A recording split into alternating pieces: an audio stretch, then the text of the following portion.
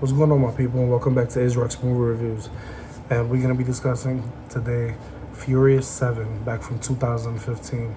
And this is the seventh installment in the Fast and the Furious franchise.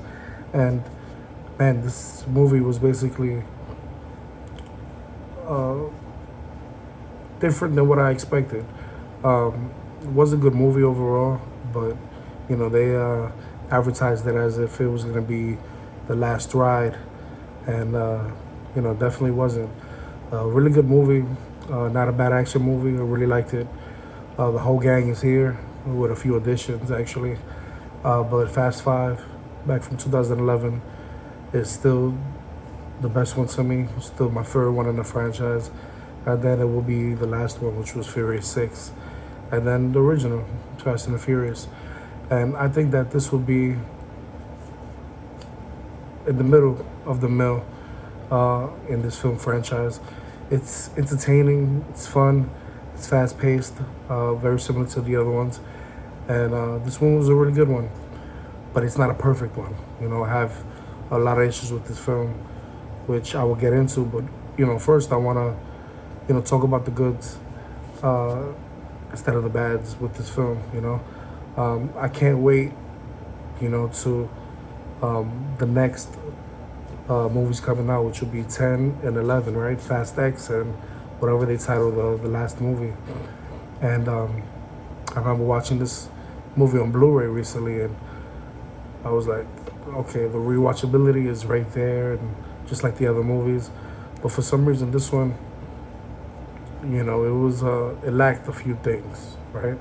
But I did say I was going to talk positive. So, Furious 7, being the seventh installment in this franchise, it grossed almost $400 million, right? $397.6 million worldwide during its opening weekend, which was the sixth highest grossing opening of all time. The film grossed over $1.5 million. $1.5 billion worldwide, more than the franchise's first five installments put together combined.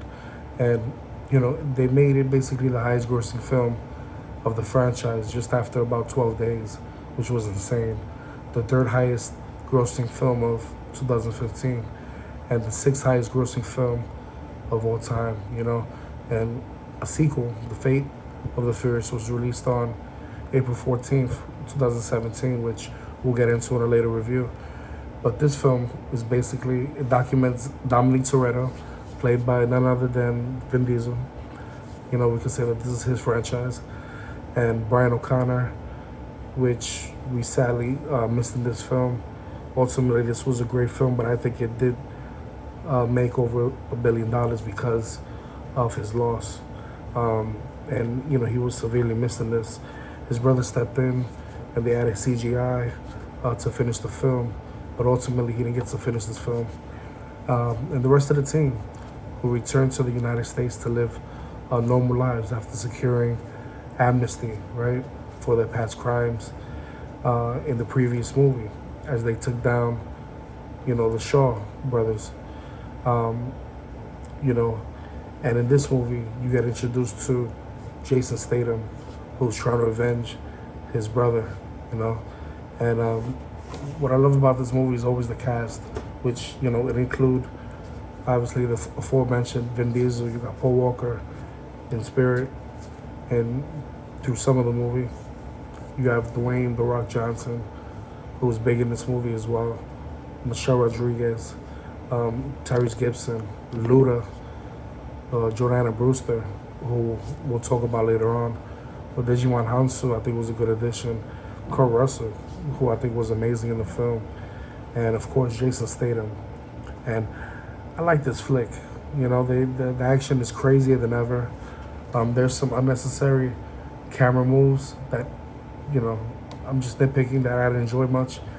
And this one needs to, it even gets bigger suspension of disbelief. That's something that I tend to go with sometimes and sometimes not. It barely pauses in between set pieces. This movie is just as fast as the cars. And Kurt Russell in this one, I think was really good. I didn't like him in Guardians of the Galaxy Volume 2. I definitely, have a review on that one. You can go back and see it on that movie and that film in general. But he's a really good guy. He's very likable in his role in this movie as Mr. Nice Guy, right? He has a lot more to do in this film than he did in the Guardians franchise, I feel. Vin Diesel as Dominic Torretto is always terrific, badass. Absolutely love him in his role. I think he's iconic, But with Jason Statham, he's a crazy motherfucker, man. And in this, I'm not gonna lie, I think this is one of his best roles since The Italian Job, The Transporter, Crank. I enjoyed him and always wanted him to play a bad guy.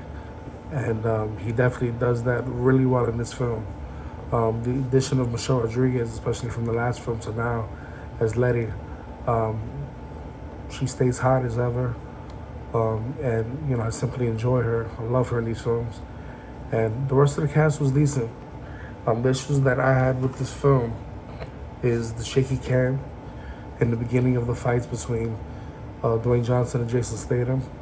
And the chemistry between those two and the banter are hilarious. I understand why they end up having their own movie, Hobbs and Shaw, down the road.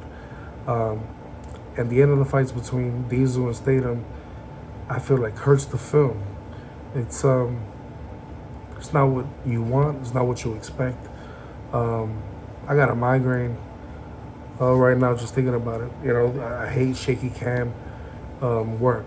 It takes me out of the movie. But unfortunately, it took me out of a few scenes. Thank God it didn't take me out the movie completely.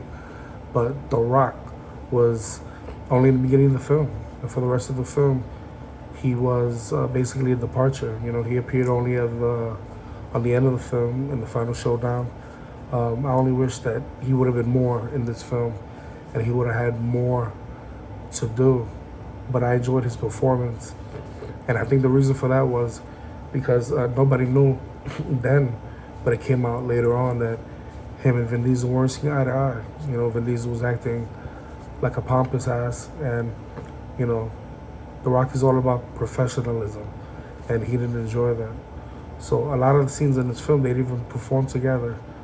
They performed the scene separately, and it, throughout editing, they made it seem as if they were together. So I don't know if, Vin Diesel was going through it because of Paul Walker's death. But a lot came out around this time. And another nitpick was Mia, Jordana Brewster's character. She's basically nothing. She's useless in this movie. She has really nothing to do. She doesn't do anything spectacular. Her character is just is wasted. I don't know why they put her character in this movie.